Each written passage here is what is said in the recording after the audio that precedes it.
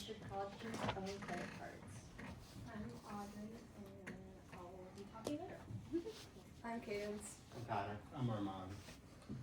Awesome. I'm gonna get started with the introduction. We have introduction, literature review, growing trends, hypothesis, survey idea, and sample population. Introduction.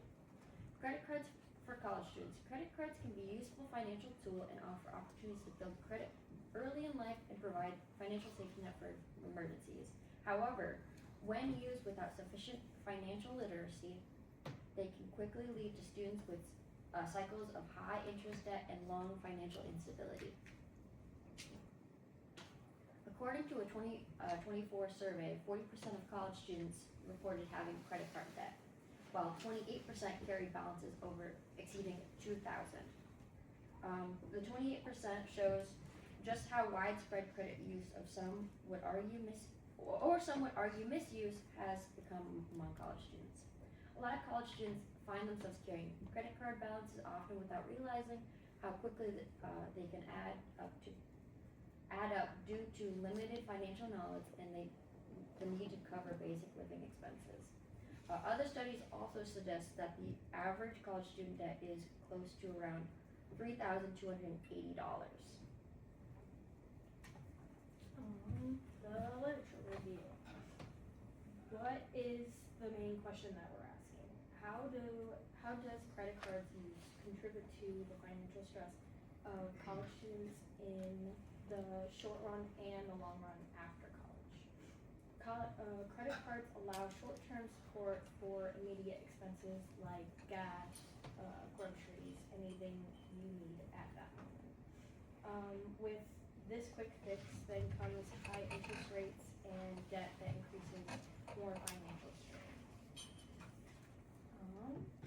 Easy access to those cards are accumulate more debt.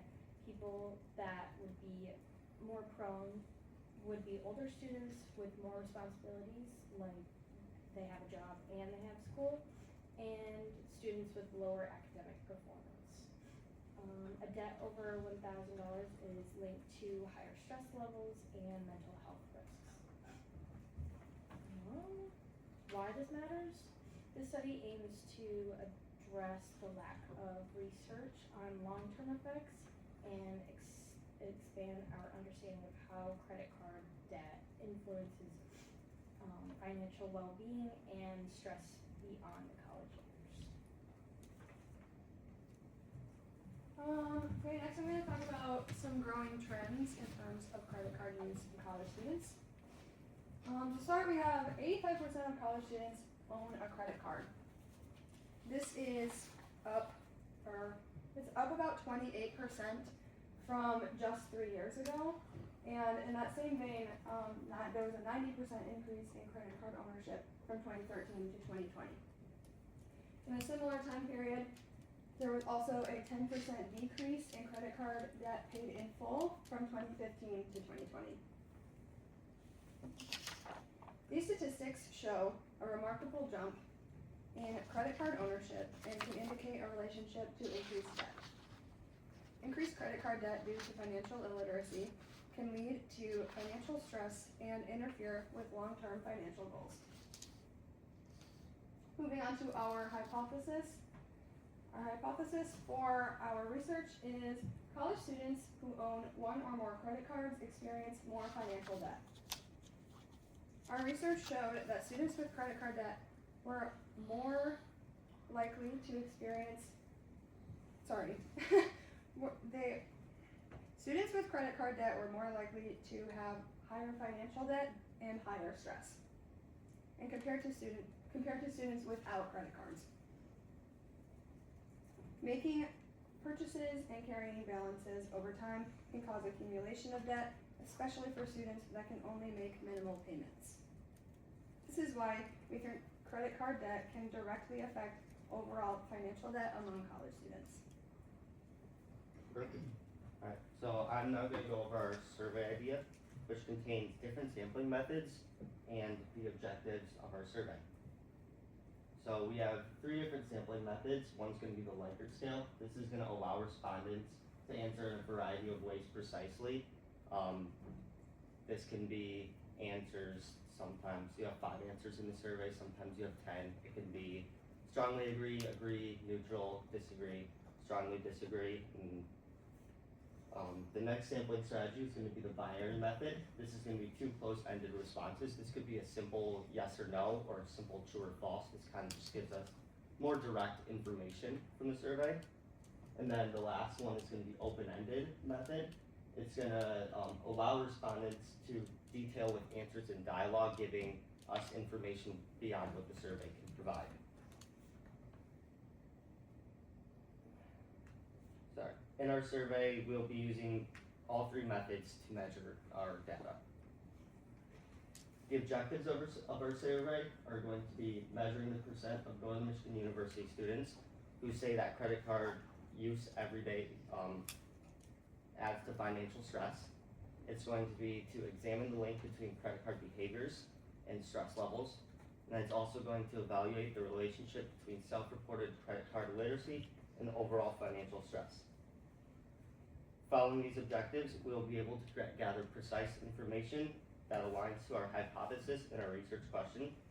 This survey will be conducted online to help us gather more information and use analytical tools to calculate and interpret the results for each question.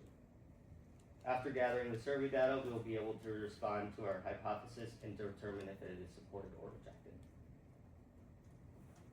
Okay, I'm going to go over our survey sample and we're going to discuss that a bit. So to start, our sample population. Our sample population is going to be a diverse demographic mix, so males, females, other gender identities. We're really trying to reach as many people as we can at the college age.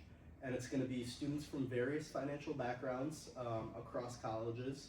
And our age range, specifically 18 to 28, but we want to target college students, so that's really our primary focus, and we felt that this age range would help us reach that audience effectively.